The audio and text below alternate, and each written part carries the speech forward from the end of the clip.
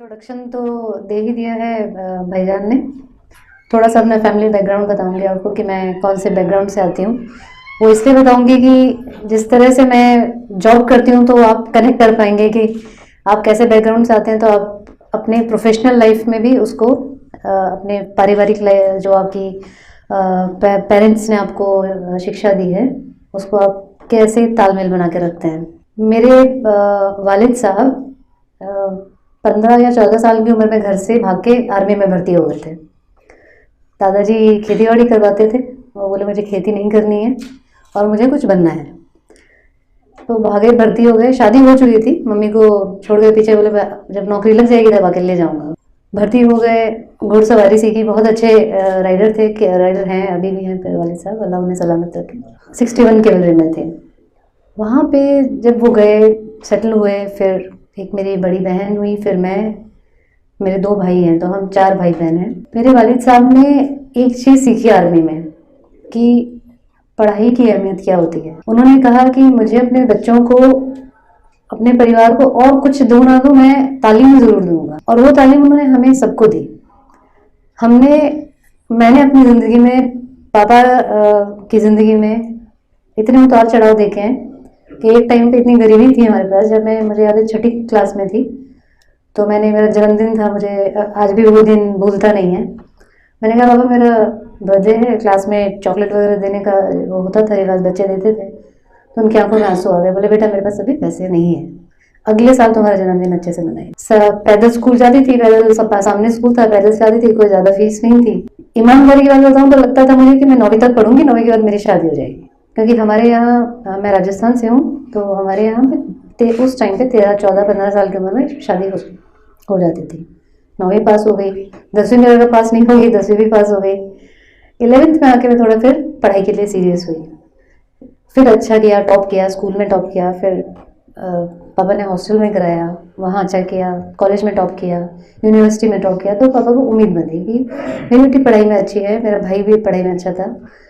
तो उन्होंने सारे समाज से लड़के, मतलब हमारे यहाँ कोई लड़का भी ग्रेजुएट नहीं था, कोई 12वीं तक जाके टिक गया, बस हो गया, कोई ग्रेजुएट लड़का भी नहीं था।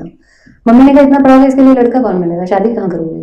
तो पापा बोले नहीं, मुझे इसको पढ़ाना है, जो मैं चाहता हूँ कि उनका, क्योंकि खुद डिफेंस से थे तो वो यूनिफॉर्म सर्विसेज के लिए उनका बहुत चाव है। तो उन्होंने पढ़ाया पूरी आज़ादी में। मैं मेरे भाई से ज़्यादा, मेरे भाई मुझसे 2 साल छोटा है, मेरे भाई से ज़्यादा मुझे पैसे देते थे। मेरे भाई को स्कूटर देते थे, बाइक देते थे, मुझे कार देते थे। मुझे कार खुद चलानी सिखाई, आधा घंटे में सिखाई। भाई को बोले कार चलाना सिखाओ, उसने 2-3 दिन मुझे ऐसे ऐसे घुमाया और उसने सोचा कार इसको मिल जाएगी तो मैं क्या लूंगा, बोला ये नहीं सीखेगी। बोले मैं सिखाता हूँ। 5 पत्थर लेके खड़े हुए छोटे छोटे से, बोले तुम वहां से कार लेके आओ, ये 4 गियर हैं इसके, मैं जहाँ पत्थर गिराऊंगा वहां पे ब्रेक लग जाना चाहिए, पत्थर के ऊपर टायर नहीं चलना चाहिए। बस वो एक गली में चलाया, सीख गई। बोले चलो मार्केट चलो, घूम के आए। वापस सब जब चढ़ाने लगे गाड़ी रैंप पे, तो एक साइड से भिड़ गई थोड़ी सी, वो पहली बार भिड़ी थी, पहली और आखिरी बार। फिर हथौड़ा हथौड़ा लेके खुद ही उन्होंने ठीक कर दी अपनी। तो पापा ने बहुत कॉन्फिडेंस दिया, मम्मी ने बहुत साथ दिया, घर वालों का बहुत साथ रहा, मेरे भाई ने बहुत सपोर्ट किया। फिर जब मैंने कहा मैं दिल्ली आके पढ़ना चाहती हूँ, तो मेरे पापा और भाई ने, मम्मी ने आई मुझे दिल्ली छोड़ने, मुझे यहाँ पे पूरा फ्लैट किराए पे लेके दिया। उस टाइम पे भी हमारी कोई बहुत ज़्यादा फाइनेंशियल कंडीशन इतनी अच्छी नहीं थी, लेकिन मेरे लिए उन्होंने किया। मेरा भाई उस टाइम पे USA गया था MBA करने, उसके लिए ज़मीन बेची, लोन लिया, तो दोनों चीज़ें एक साथ हो रही थी, उनके ऊपर फाइनेंशियल बर्डन बहुत था। तो एक लड़कियाँ सेंसिटिव ज़्यादा होती हैं, तो मेरे को भी लगा कि पापा और मम्मी ने इतना कुछ किया तो मुझे तो करना ही है। अब मैं अगर नाकाम होकर जाऊंगी तो फिर मैं उनको क्या मुँह दिखाऊंगी और वो समाज को क्या मुँह दिखाएंगे, समाज तो ताने मारेगा। तो समाज का काम क्या है, समाज तो जो लोग नेगेटिविटी लेना चाहते हैं वो लेके ताने तो मारेंगे। तो मेरा फ्लैट था 4थे फ्लोर पे, राजेंद्र नगर में रहती थी मैं किराए से, 8,000 किराया था मेरा। तो मुझे याद है कि मैं जब पढ़ती थी तो टिफिन आता था मेरा खाने का, मैंने इसलिए खाना कम कर दिया कि नींद आएगी। दोपहर में 1 रोटी खाती थी, शाम को 1 रोटी खाती थी, रात में दूध पीती थी 1 गिलास। पढ़ाई करती थी, पूरी रात पढ़ती थी, सुबह नहा के क्लास में जाती थी और क्लास से वापस आके 2 घंटा सोती थी, फिर शाम को पढ़ती थी, फिर 1 घंटा सोती थी, फिर पूरी रात पढ़ती थी। एग्जाम जब होते थे तो मेरी मम्मी और मेरा भाई आ जाते थे कि एग्जाम सेंटर वगैरह दूर पड़ता था। एग्जाम से 1 महीने पहले तक मैं अपने रूम से बाहर नहीं निकलती थी, जो सामान मंगवाना होता था दुकान वाले को फ़ोन कर देते थे, लड़का ऊपर दे जाता था।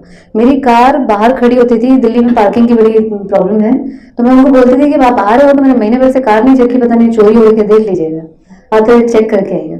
मेहनत बहुत करी है और ऊपर वाले ने मेहनत का फल भी दिया, ये नौकरी मिली। अब ये नौकरी की सारी जिम्मेदारियां बहुत बड़ी होती हैं। जैसे कि सौरभ ने कहा पुलिस वाले झूठ बोलते हैं, पुलिस वाले ना बीच में फंसे रहते हैं। मेरे साथ क्या, मेरे पापा मुझे कहते हैं कि आर्मी अच्छी होती है पुलिस से, सौरभ से बात होती है कहते हैं कि मीडिया अच्छी होती है पुलिस से। हम तो बीच में फंस गए। कुछ कुछ चीज़ें एक्सपीरियंस अपने जॉब के मैं आपसे शेयर करूंगी। मेरा काम करने का तरीका एज अ पुलिस ऑफिसर अलग है, इसलिए मुझे देखा भी दूसरी तरीके से जाता है कि बहुत स्ट्रिक्ट ऑफिसर है, किसी की सुनती नहीं है, जो मैं सुनती भी नहीं हूँ। मेरे पापा भी ऐसे ही हैं, जैसे कि कहते हैं ना कि ब्लैक एंड व्हाइट ही आपको दिखती है दुनिया, ग्रे नहीं है। मेरे लाइफ में ग्रे नहीं है। मैं या तो आदमी अच्छा है या बुरा है, जो कभी अच्छा कभी बुरा वो मेरे लिए नहीं होता। अब मैं ऐसी हूँ, मैं बचपन से ऐसी हूँ, तो मैं अपने आप को चेंज कर भी नहीं सकती। जब मैंने दिल्ली में अपना काम शुरू किया, नौकरी शुरू की, तो दिल्ली में चीटिंग के केसेस भी इस तरह के भी आते हैं, झूठे भी आते हैं, गरीबों के केस आते हैं। मुझे तो काम का इतना कीड़ा है कि मैं 2 दिन घर नहीं जाती थी। सुनवाई पूरी करी, हाथों हाथ एफआईआर बनती है तो करवाई। अब पुलिस के पास क्या होता है कि 2 पार्टी आती है। अब जर्नलिस्ट तो है, फील्ड में जाएंगे, 10 लोगों से बात करेंगे, अपना एनालिसिस करके दे देंगे। हम एनालिसिस नहीं कर सकते ना ऐसे। हमारे पास 2 पार्टी आएंगी, ऑब्जेक्टिव है, हमारे पास फैक्ट्स है सामने। एक पार्टी ने ये कहा, दूसरी पार्टी ने ये कहा। हाँ, हमें उसको जज करना है फैक्ट्स के बेसिस पे, एविडेंस के बेसिस पे। तो हम दोनों पार्टी को तो खुश नहीं कर सकते। हम एक पार्टी को खुश कर सकते हैं जिसके साथ न्याय करेंगे। जो अभी अहमद भाई कह रहे थे कि जस्टिस जो होता है, जस्टिस दिलाने का काम बहुत इंपॉर्टेंट होता है। जस्टिस से ही सारी हमारी बुनियाद खड़ी होती है। लेकिन जस्टिस दिलाना बहुत मुश्किल काम है। मुश्किल इतना कि अगर आप जस्टिस दिलाने पे ही रहो कि हमें हाँ करवाना है, तो आपको फिर लड़ने के लिए पूरा तैयार रहना पड़ेगा अपने आप से भी, कि मैं जो कर रही हूँ क्या ये मेरे को आगे जाके नुकसान करेगा। मुझे पता है करेगा, लेकिन मैं करती हूँ, क्योंकि मेरे को जो नुकसान करेगा वो क्या करेगा कि मेरे को थोड़ी सी टेंशन होगी, एंग्जाइटी होगी, हो सकता है मेरी हेल्थ खराब हो, जो कि हुआ भी मेरे साथ। लेकिन मेरे को इस बात का बहुत फख्र है कि ऊपर वाले की दुआ से आज तक की 13 साल की नौकरी में मैंने किसी एक आदमी के साथ अन्याय नहीं किया। मेरे पास गरीब लोग अगर आए, मान लीजिए मैं जब एक जगह पोस्टेड थी तो बिहार के या यूपी के थे 3 लोग, बोले हमने तीनों ने पार्टनरशिप में फ्लैट खरीदा, बना भी दिया, बंद पड़ा था, हम लोग तो यूपी रहते हैं, सोचा था बाद में आके यहाँ पे बेच देंगे इसको, किसी ने कब्जा कर लिया। तो मेरा काम करने का तरीका बहुत लोगों को पसंद नहीं आता।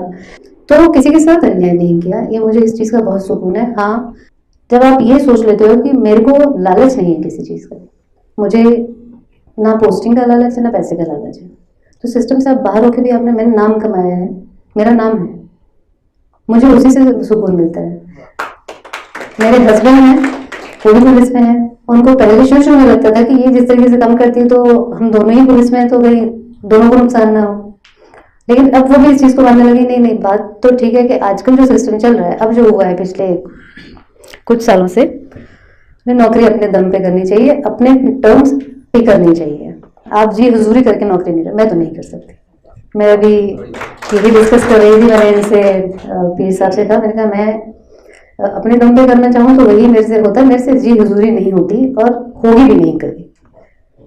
तो ऊपर वाले से यही दुआ है कि हमारे साथ ये उनका बना रहे, ऊपर वाले के लिए हम लोगों के साथ न्याय करते रहे, खुद करते रहे, डायरेक्टली इनडायरेक्टली करवाते रहे, क्योंकि लोग भी जानते हैं, जूनियर्स भी हैं, सीनियर्स भी, सारे लोग बुरे नहीं हैं, कुछ अच्छे लोग भी हैं जो हमारे कहने से कुछ लोगों की मदद भी कर देते हैं। एक आदमी की भी आप मदद करते तो क्या कोई वो नहीं है। एक हमारे यहाँ वाकया हुआ था, आपने सुना होगा, तो दिल्ली में एक जहांगीरपुरी करके एरिया है, वहाँ बांग्लादेशी साइड के और इधर के वेस्ट बंगाल के ज़्यादा लोग रहते हैं, वहाँ क्राइम बहुत है। 3 लड़के थे 14, 15, 16 की एज के, इन्होंने रात में, एक जम्मू से ट्रक वाला आ रहा था, उस ट्रक वाले को सरदार था कोई, वो रात पहली बार दिल्ली आया था वो, और वो रात में रुका, 2 बजे की बात है, रास्ता पूछने के लिए। वो लड़के हाईवे पे आते थे रात में और चाकू दिखा के लूटपाट करते थे। वो सरदार के पास एक लड़का बाइक पे बैठा रहा, 2 गए उसको लूटने, उसके पास 50-60 हज़ार रुपए थे। जो कि उसने अपने ऐसे साइड में जेब में डाले हुए थे। वो जब नीचे से उतर के वापस आ रहा था, 2 लड़कों ने उसे पकड़ लिया, उनकी मारपीट हुई। सरदार अच्छा खासा तगड़ा आदमी था, उसने उन दोनों को पटक दिया नीचे।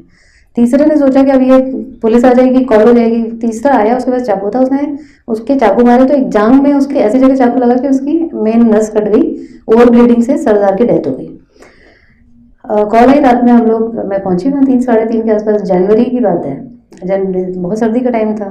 देखा तो सरदार के हाथ में ना 50,000 रुपये ऐसे बंधे हुए थे और खून लगा हुआ था उसमें। वो उसके पैसे छोड़े नहीं। तो क्राइम तो हम बहुत देखते हैं, जैसे डॉक्टर्स होते हैं, पोस्टमार्टम करते रहते हैं, उनको कहते हैं ना कि सेंसेशन खत्म हो जाती है।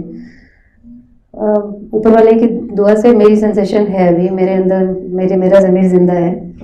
तो मैंने जब उस सरदार को देखा तो पता नहीं मुझे क्या हुआ, कुछ मेरा भी सिक्स सेंस, ये होता है ना कि आप जब ऊपर वाले पे बहुत विश्वास करते हो तो आपका सिक्स सेंस काम करता है।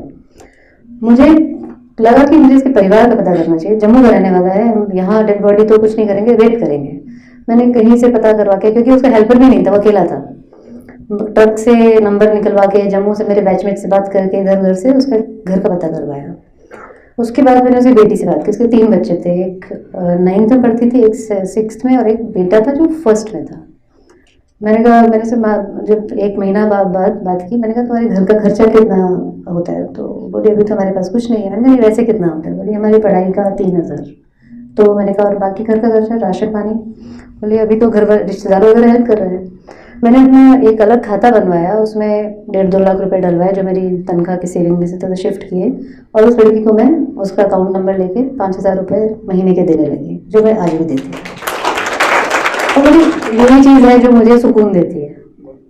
डंडे चलाते तो पुलिस वाले डंडे तो चलाते ही रहते हैं, डंडे चला के क्या सुकून मिलेगा? लेकिन जब आप दूसरों की मदद करते हो तो आपको बहुत अच्छा लगता है। यहाँ आके बहुत अच्छा लगा।